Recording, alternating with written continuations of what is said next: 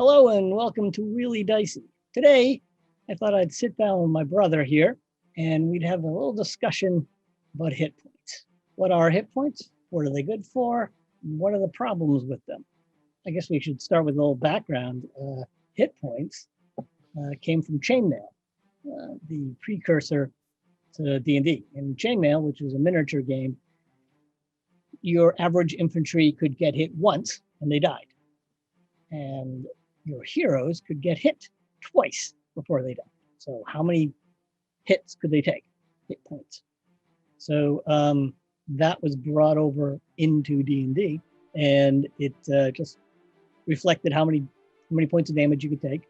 In the early games, obviously the numbers were lower. Everybody had less hit points. Eventually, that was modified by your constitution, but that wasn't the way in the very beginning.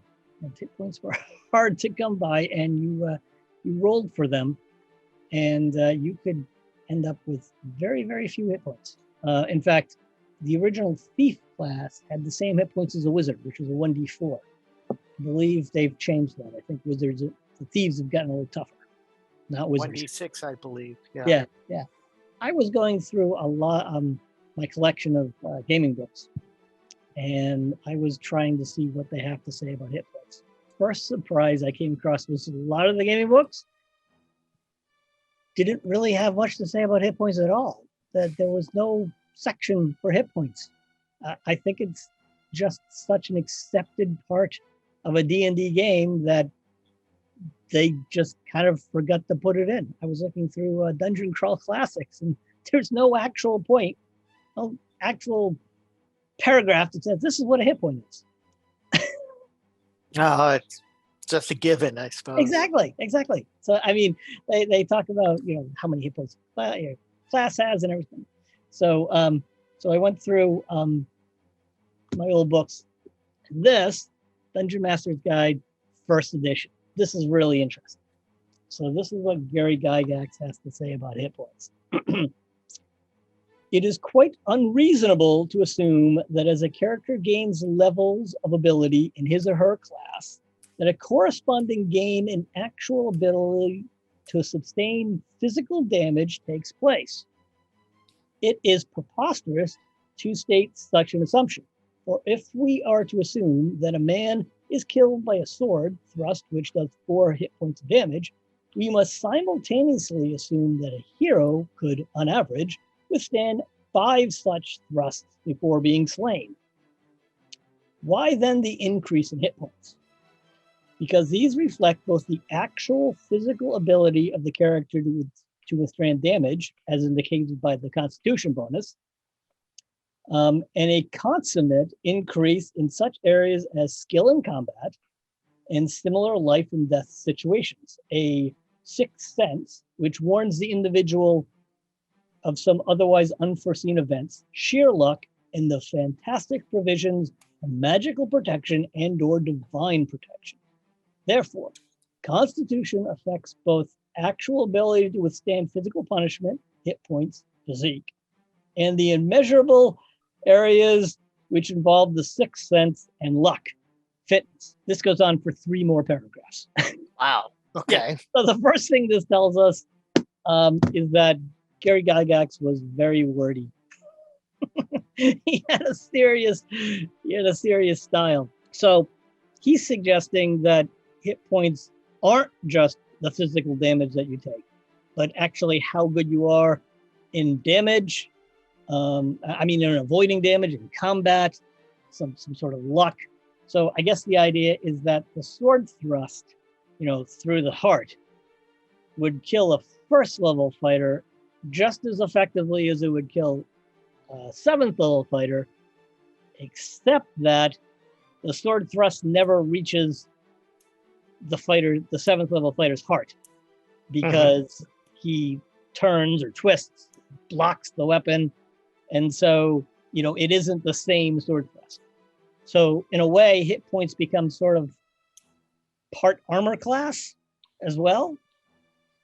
It seems what happened as D&D and systems like that evolved is that at the beginning, as you were saying, hit points encompasses all this. Then as we got more options and more class related skills, it kind of broke it up a little. The problem is it broke it up, but they increased the hit points as if in one respect they broke it up and in one respect they didn't. Yeah. I think what Gary was trying to do is to address an absurdity that came about during the game. To be honest, I don't think he thought of this when he wrote the game. I think he was kind of apologizing for the situation, trying to save face and say, oh yeah, well maybe it's more than just the physical hit points. Are you referring to the classic D&D meme of this guy with a bunch of arrows in it, and this guy and one guy standing with an arrow goes, well, looks like he has 2 more hit points? Exactly. No, that was a joke way back in early Dragon magazine. I remember reading that. One thing I noticed, and other systems try to deal with this, but you could fight just as well with full hit points as it could with 2. Yeah, no, that's true. That was a little, there's lots of unrealistic things about hit points. I know the storyteller system and other systems where you had health levels tried to incorporate that by saying, okay, if you're at this level, then you're at a minus to anything you do because you're half dead. Yeah. That of course creates kind of this death spiral. So yes, it does. Once because you start, injured, then you can't fight as well, so you get injured more. You just whoop, you're dead. Yeah. So while that may be more realistic, I think D&D's emphasis on being a heroic game kind of precludes that. Right? You don't want. Yes, I could see a barbarian with rage or a fighter in like a battle rage or something, ignoring any effect of having 2 hit points. Yeah. But then of course after the battle he collapses. Sure. But I could see something like that, where like a battle stance, or you're very focused, you're in the middle of battle, you ignore wounds. I just can't. That doesn't go to all classes, though. No. I mean, I can see other, but in a way, that is your players will kind of take care of that, because if the players are paying attention, their stats and their rolls may not be any different, but their decisions are going to be a hell of a lot different if they have 100% of their hit points and they have 5% of their hit points. They may be taking the same roll, but they're going to be thinking, oh God, I got to get out of combat. So, I got 1 hit point, F you. Yes. Yeah, exactly. The classic line from Dungeon Crawl Classic. Part of the problem with hit points, the thing that bothers me is that if you're watching a movie or you're reading a book, combat, like if 2 guys are facing off with swords, like Princess Bride or something, the combat is usually parry, parry, parry, miss, miss, miss, parry, parry, parry, miss, miss, miss, parry, hit. And when one guy gets one good palpable hit, that's the end of the combat. The guy's, I'm stabbed him down. Whereas in your game, it's hit. It's a war of attrition. So it's like 2 guys standing there and just hacking off bits of each other, like that video game. Yes, it's more of attrition is basically 2 people in plate mail, 2 people in heavy armor, because 2 knights or 2 men at arms back then, you wouldn't really. The swords were so big, they weren't designed. You would aim for bits in the armor, but you're not really going to get it that much. But yes, I can see the hit point going to somebody in like full mail. But you're right. So if like in Princess Bride, they're not wearing anything that can stop a sword. So yeah, you're right. The one good thrust and they're dead. In armor, you may technically hit them, but you don't really hit them because they're inside the armor. Yes. Yeah. So see, part of the problem is that the to hit roll, right, as it's called, is misnamed. It should be a to damage roll, right? Yes. That's why you get these people who say, oh, it's unrealistic that wearing more armor makes you harder to hit. That's stupid. If you put on more armor, you're slower, you're easier to hit. What happens is you take less damage. Well, yeah, they're right, but you can easily fix that, right? So instead of saying it's a 2-hit roll, which is I'm rolling to see if I touch you with my weapon, it becomes a 2 damage roll. I'm rolling to see if I damage you with my weapon. That means that, the DM can say, yeah, okay, you got your mace and you whacked him on the side of the head, but he's wearing this big helmet. So, it doesn't do him any damage. You hit, but you didn't do any damage. So, that they tried to lump it in together with AC. Yeah. They didn't want more than one roll, like storyteller system, but you roll and you damage. They wanted one roll, which is why they factor in AC. The problem with the storyteller system sometimes is you have this great 2-hit roll, and then damage you only do 1. So it's kind of a So the other, I think one problem with D&D is that through each edition, all the way up to 5th, everybody just get more and more hit points. Yes, right? At the beginning of in the first edition, your dragon would have 45 hit points, and now he's got north of 200 or something. And your PCs would have a lot less hit points. So everybody gets more hit points. So in a way, okay, it doesn't matter. Everybody's playing the same Monopoly game with more money. But it does, because they didn't increase the damage of a dagger. No, it's still dagger D4. Still does the same amount of damage, right? And Arnold Schwarzenegger, right, or The Rock, or whoever, every huge hulking guy you want to find, could be killed by a dagger, a letter opener to the face, to the aorta, to the neck. Yeah, you took a dagger, a 1d4 dagger, and jammed it in the Dwayne Johnson's face, into his eye, you could kill him. So it doesn't matter how many hit points he has, how buff he is, how big he is. Sure, he can take more punches and everything, but you can kill him with a dagger. That's the problem in D&D. You can't kill someone with a dagger. Well, people have tried to get around that with sort of critical hits or called shots or adding more damage, stuff like that. Yeah. And also, like a high-level thief or a high-level fighter is going to have pluses on top of just the 1d4. Yeah, that's You're going to have the 1d4, then you're going to add a bunch of crap. Right. Okay. But you're a high-level fighter is going to have, you could have 92 hit points, right? Yeah. No. How could I possibly? You'd have to kill him with a dagger. You'd have to get around that with certain critical hit tables, and some people like those, and some people don't. Right. You'd have to say, okay, if you're playing with called shots, and I know D&D doesn't really have rules for called shots, but if you are saying, okay, I'm going to try to stab this guy in the eye, and it's going to be really difficult, but if you do, it should have some result other than hit points. Yeah, no, that's absolutely true. So what can we do about this? You'd have to house rule it. You have to make your own rules, because as you said, D&D doesn't allow for that. Yeah, no, absolutely. So one thing to do, one thing I like is just decreasing the hit points. Everything has less hit points. Now, I ran a game for you guys recently, and I capped you guys, all the players. I capped you at 20 hit points, which I got. Right. I got that idea from Professor Dungeon Master on his YouTube channel. Thank you, Professor. What did you think of that as a player? Well, first, to go back to the dilemma of all the numbers getting bigger. I mean, you look at the MMOs. The MMO I play, which I don't think I can say the name, but I know. I don't know why. Has the word craft in it.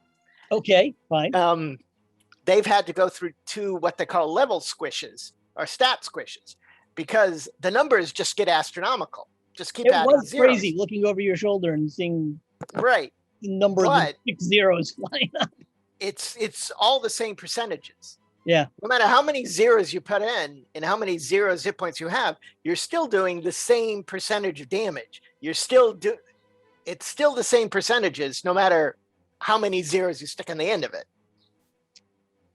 Could that be an answer? I mean, leaving aside hit points, starting a whole system again. What if your damage was done as a percentage?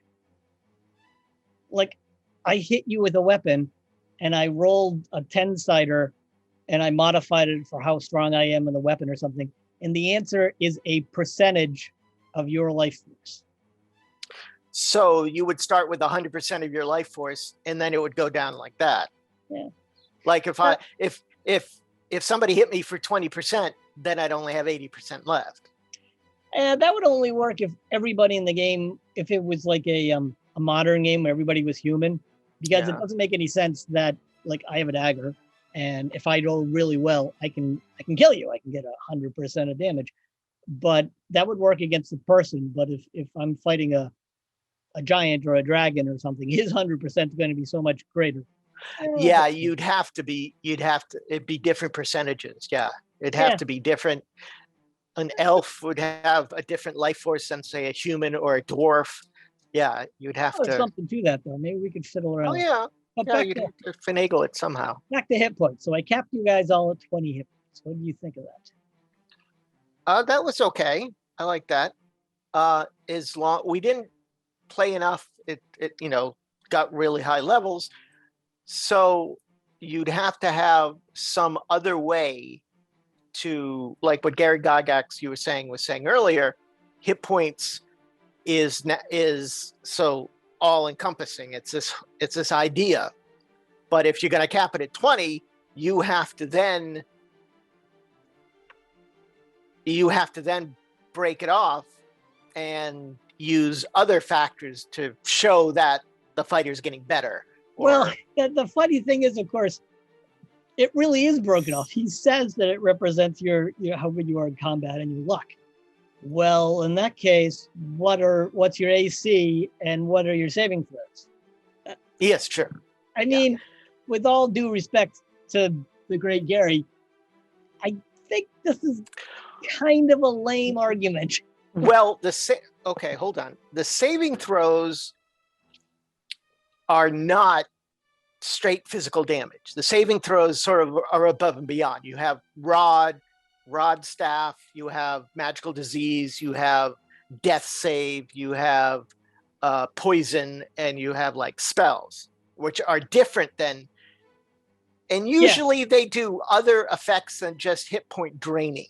Usually they'll drain stats, or you'll be charmed, or something else other than, but I understand your main premise. Yeah, it's just weird. So I want to play a game that feels like the heroic fantasy you watch in a movie. I want it to be deadly, in that an arrow should be able to kill someone. I mean, that's why people used arrows. Hey, the English wouldn't have used all those archers at Agincourt if the French knights would have been able to say, never mind. Oui, I have 30 hit points. I've been watching a lot of videos on hit points and things. And one point that's made is that, so hit points are defined as physical damage and luck. They're also defined as your will to live. I think that's mentioned actually in 5th edition. And as you pointed out, damage has no effect, has no actual effect on your character. So what's actually happening is loss of hit points represents how close you are to death. But that doesn't physically, emotionally, and spiritually. Exactly. Doesn't actually have to be physical. You could be starving to death. You could be losing the will to live. So there we go. What happened to Padme? She ran out of hit points, apparently. She lost the will to live.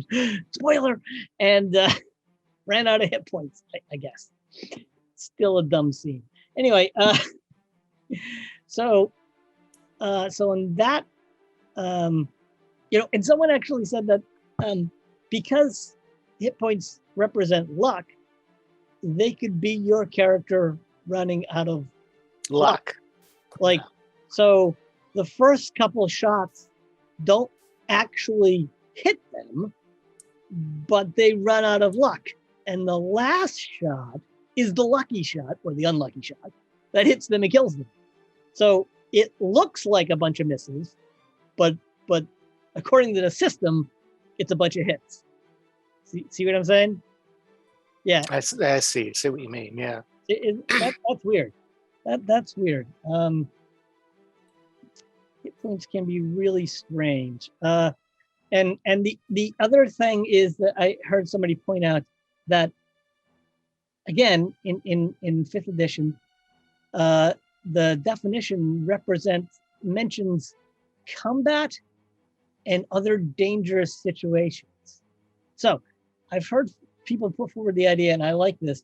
Suppose that when you're not in combat, you don't actually have hit points. Like if a thief, sneaks up on someone using their backstab ability, they sneak up on someone and they're sleeping and they get there, and they take their garrote and they strangle them or they stab them in the head or something. Well, suppose they just die. They don't do any hit points because they're not in combat. Right? Because that kind of gets around and this happened. I remember this from my second edition of days. You would make the roll, get in there really sneaky, and you'd miss. Hit them, or even if you hit missing, that's pretty bad too. I'm missing, they're asleep. How can I miss? How can you miss? So even if you do hit them, right? Because they're prone, so they've got a negative, and you're using backstab ability, so you made all that. You're great. I hit them. What do I do? Okay, you do so much extra damage. Okay, I roll my dice, and you don't kill them. Really? How did I fail to kill them? All right, I just hit them a couple more times. Yeah, and at that point, it's just silly. There. Yeah. Or a hostage situation where you've got the knife to somebody's throat. Well, technically, according to the hit points, like, okay, I've got you and I run my dagger across your throat. Okay, great. I take 3 points of damage. I turn around and beat the crap out of you. You'd have to saw at somebody's throat. Yeah. One thing you could do is just, and I think that the earlier editions, like basic D&D, might have actually handled this a little better because the whole ethos was rulings, not rules. So you were encouraged to make things up. The game was a lot looser. And frankly, it's been moving away from that with every iteration. Iteration adds more and more rules. More rules and more codified, and why Gary had to write that paragraph that he wrote. So I think that if the GM and the players kind of trust each other, then the DM can say, this isn't a combat situation. They've got the drop on you, or you're sneaking up on someone. They're just dead. Or maybe they take a save versus death, because that's exactly what's going on. You're deathing them. But Coup de Gracie. Coup de Gracie. You're delivering the Coup de Gracie. Another thing I did there for that game I ran for you was I took the Mighty Deed from Dungeon Crawl Classics, which is an ability that allows fighters and dwarves to perform some sort of crazy critical hit, heroic swashbuckling ability when they score a critical hit. And the critical zone increases. So it starts at 20, but as they go up, the critical zone gets bigger. So they might that's what you did in your game, yeah. So what I did is I extended that to everybody. I said that if you hit somebody and you get a 20, and it doesn't have to be a natural 20, it just has to add up to a 20, then you've accomplished your mighty D, your whatever you were trying to do. So what I was trying to do with that is, one, encourage players to describe their actions for me, because if you didn't describe an action, then you don't get anything special. Right? I think I gave you some extra damage, but you didn't. I mean, if you just said, I hit them, and you roll a 20, I'm like, okay, you do a little extra damage. But if you specifically said, I tried to hit them in the leg, and then you cut their leg off, yeah, I would say, well, maybe not cut the leg, it depends on how much damage you did. But I would say, yeah, great, you hit them in the leg, and that had the desired effect. They fall down. Good for you. So, you know, that how does that relate to hit points? It relates to hit points because it makes combat a little more interesting. You know, it makes kind of a critical hit. On DCC, one reason why, well, in DCC, it's a lot easier for dwarves and fighters to do a mighty D, because it's different rolls, whatever. Right, but that other dice you roll, yeah. Right. One of the reasons why they did that to fighters and dwarves was to give them something. Yeah. So if you change it to what you're saying and then give it to everybody else, just make sure you give something to the fighters, make them easier to do it or something. Well, it's easier for a fighter to reach 20, to reach the magical 20, because of their 2-hit bonus.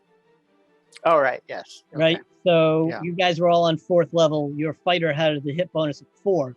So in actuality, she only needed to roll 16.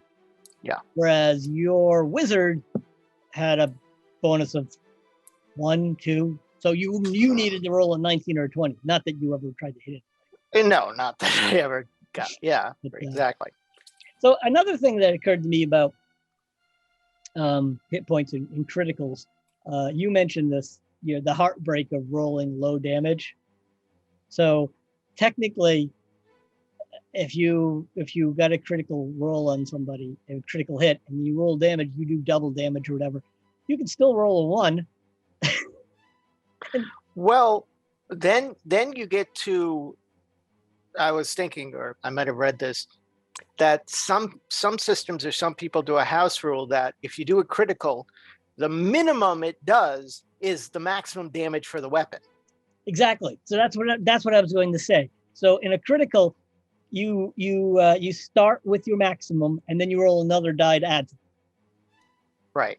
So if but the then that does 6 points of damage, and you crit, you start with a 6, then you roll another 6-sider and add it to that. Right. And I always like the idea of a crit having some sort of effect rather than, oh, I just do normal damage. I just do more damage. Because it's a critical hit. It should be critical. Right. Well, you know, that's why I go for the mighty deed that I lifted from Dungeon Crawl Classics. But, yeah. So I guess my answer to the hit point problem would probably be just decreasing everything, so that the players and the monsters and everybody else are in danger when they get hit by a crossbow. Well, you could do the same, like what you said earlier in the chainmail. You could say everybody's got 2 hit points, but the fighter, you know, has armor and stuff, so that blocks it a bit. The wizard still just has 2 hit points. He's not supposed to be in combat. So he can only get hit twice? Yeah, I guess. So a crossbow could kill him. No, it certainly could. It certainly no could. matter what level he is. Yeah. The difficulty with that is, it's a question of how much detail you have, right? You know, you can have lots and lots of detail, or you can have a little detail. Having only 2 hit points is very simple, very little detail. So it's simple, but you could die really quick. What I mean, yes, exactly. But what I mean is, there's no difference between a good shot and a bad shot. right? If you're hit, you're hit. Yes. You know, Yeah. no small damage or big damage, or no, you know, he hit me around the eye as opposed to he hit me in the thumb. You know, both are deadly in the same way. Yes, you'd have in order to do that, you'd have to break it up. You'd Yeah. have to have a two hit and a two hit, and the damage is always 1 or 2. But then you'd have to take the damage roll and make it a 2-hit roll, sort of thing. Yeah. And then kind of reinventing the system there. No, I know. So, yeah. So one thing I was thinking is, what if, hear me out, what if every character started with a certain number of hit points and that's it? They never get any more. It's like, for instance, you could do it by class, or you could even just say, you know what, all humans are basically get the same level of, you know, red squirty stuff inside them. So everybody has 10 hit points modified by your constitution or something like that. Okay, yeah, I could, you know, see it by race. Dwarves maybe get 12, but they can't do certain things. Or elves got less, but they have something else. Yeah. But that's only half of it. So hear me out. Everybody starts with the same amount, and it never gets any better. You just have a static hit point. What does get better is your armor class, right? Your natural armor class gets better as you go up in level, which represents how good you are at combat, parrying and jumping out of the way. And it works just the same as your attack points. So it's better for fighters, and then it goes down, right? So that means it would also be very good for thieves in a different way. Yeah, possibly. Yeah, maybe, possibly for thieves. So what I'm hoping is that you would get more of that miss, parry, miss, parry hit, and then, you know, serious damage. But you would have more survivability as you go up in levels, because your armor class would get better. So you're better at avoiding damage. You're not better at taking damage, because we're all basically the same fragile bags of goo, you know, with a little bit of difference that would come from your constitution. What do you think? So what would actual armor do? Armor would also increase your armor. Okay. So basically, I would just bring everything down. I would bring all the armor. Armor would give you less points, because obviously you would quickly end up with ridiculous armor class. Right. So there would be 2 ways there to mitigate getting hit damage. One would be physical armor. 2 would be the art of getting out of the way. Right, but they'd be rolled into 1. No, I know. I'm just saying, okay, those are the 2 ways that you could say it would get you higher. And parry. Because a fight and parry. I think it's important. I think your armor class should include all of that. Your armor, you're getting out of the way, you're parrying. You know, that's what you're using a weapon for. Okay, so that would justify, say, a high-level fighter with a high-level monk having the same armor class. Sure. If they did, but yeah, they'd get to it 2 different ways. Sure. One would get to it through parrying with a sword and having physical armor. The other one would, you know, martial arts and getting out of the way and all that stuff. Aikidos or whatever. So you know, maybe you'd bring down the bonus for armor. Maybe there's 3 types of armor. There's light, medium, and heavy, and it does +1, +2, and +3. That's it. And a shield gives you a +1. And then the rest of the armor class comes from your level. So, you know, what I like about this also is that you could have a high-level character, like a high-level fighter. You could have Conan, right? And he could be bare-chested and still have a very high armor class. You know, when I was playing 2nd edition, if you were a fighter, all your fighters end up looking up to the same. You were all eventually in plate mail, and you know. And again, it was this disconnect between what you saw on television, what you read in books, and what the system pushed you towards. Because the system said, encase yourself in armor.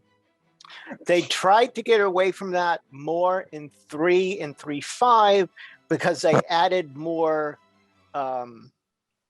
weapons that use dexterity and feats that use dexterity. So now you would have a fighter that is not in total plate mail, is using a pole arm or using a rapier, and is only wearing chain, but because he almost sort of have near the same AC, but it's different. So it was a different type of fighter. But no, I know what you mean. I appreciate that, but I'm always I'm looking for that sweet spot between Yes. Simplicity and heroic verisimilitude. I want the game to feel a certain way, but I'm hoping to get there without 400 pages of rules. No, you're right. There's a sweet spot between not being too simple and not being too crunchy. Yeah. Sometimes if you be too simple, you turn off the people who happen to like a little crunch. Not too much, but just a little. One of the best things I liked about D&D growing up is actually making the character and filling out the character sheet. Yes. Now, if the character sheet only comprises of 6 numbers, that takes the joy out of it. And just that part. And if going up a level or getting new abilities is like just one number going from 2 to 3, it just depends what you're looking for, really. Yeah. But there has to be a sweet spot between too simple and too crunchy. Yeah. Again, moving a little further afield, what about we've talked about kind of what hit points are or aren't, and yes and no, they're everything, and damage and everything. What about getting them back? See, that to me, healing, that kind of complicates this. Hit points are everything, their luck and their physical damage and their will to live, because all those sort of things come back differently. Yep. I mean, I don't know how we charge luck. I mean, what is luck? It's kind of this weird magical spiritual thing. What do you roll naked around in a 4-leaf clover patch? I don't know how you heal luck.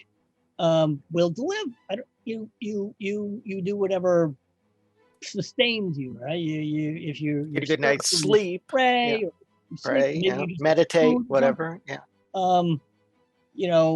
Whereas physical damage, we know how to fix that. It was very, without a cleric or without divine stuff in old D&D, you'd get like 1 hit point back. One.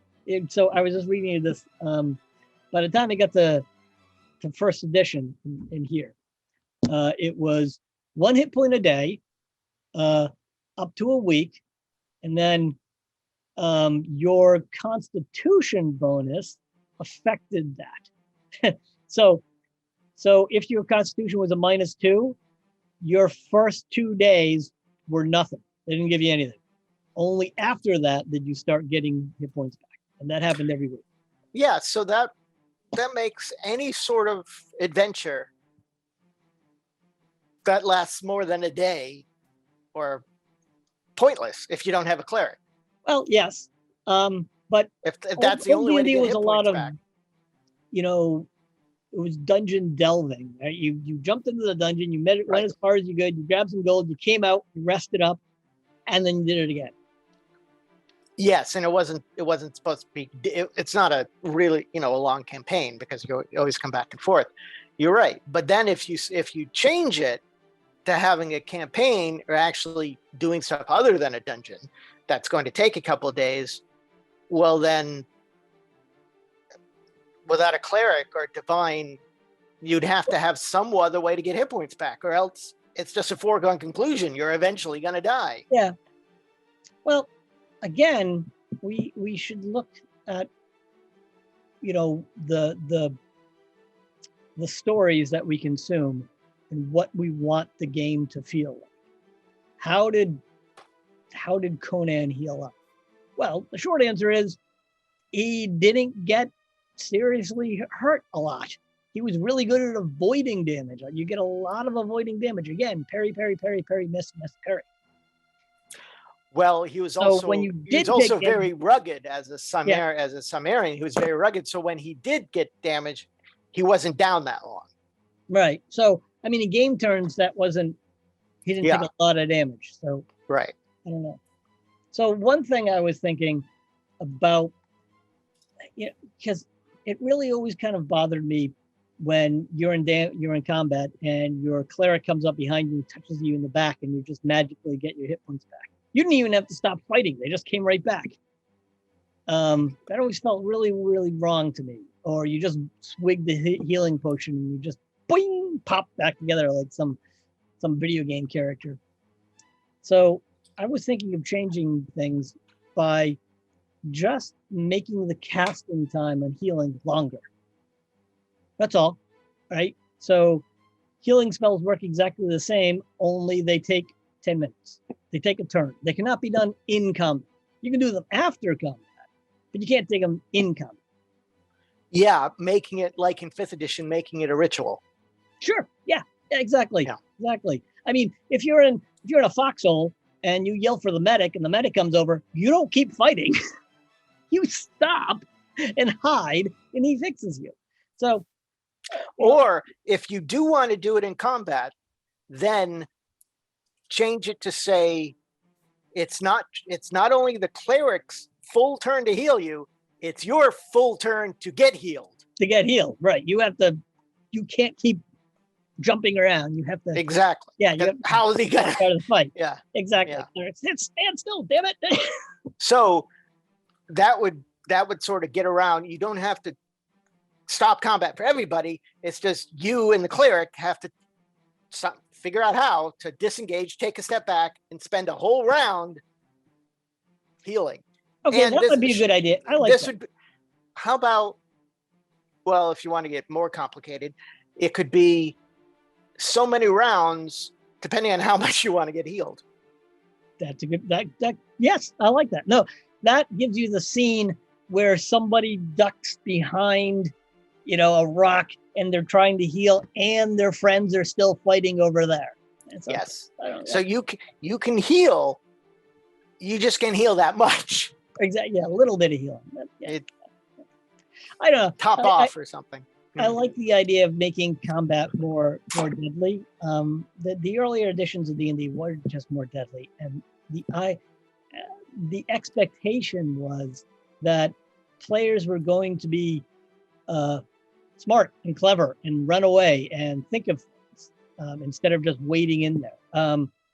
I've heard a lot of OSR people put forward the analogy that in old D&D, combat was war, and in later versions of D&D, combat was sport.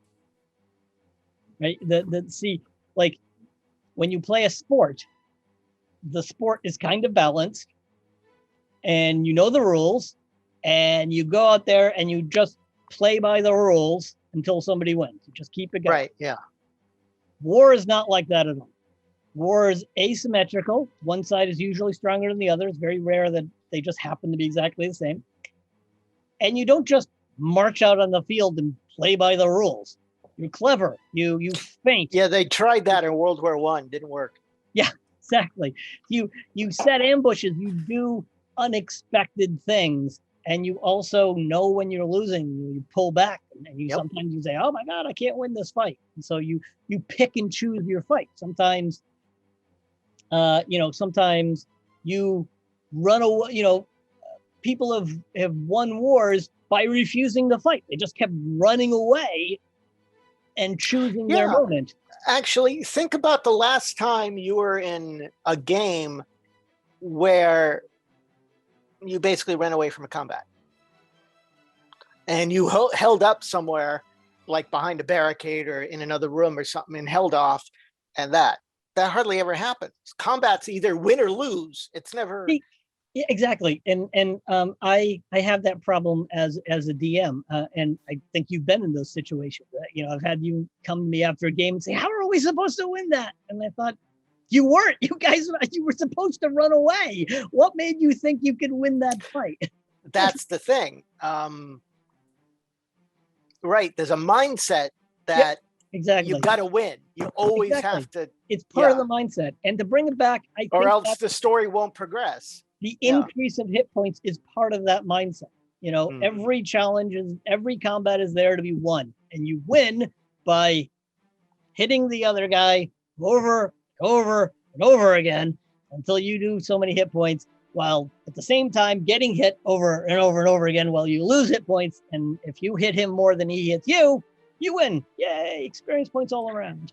I did like in 5th edition where they, I think they did this a bit too much, but they did like outside of combat, you could take a short rest and get like one hit die back, you roll a hit die, you get a few hit points back just by, catching your breath and stuff like exhaustion and stuff like that. You make a good point. When I first heard that, and this was probably a 2nd edition knee jerk, I thought, oh, that's a dumb idea. That's ridiculous. No one's going to get healed just by, taking a power nap. Well, that's because it was first talked about in 4th edition, and 4th edition went overboard with it. You'd have power. Everybody had power. You just slotted it in, and they did it in 5th. I think they scaled it back a bit.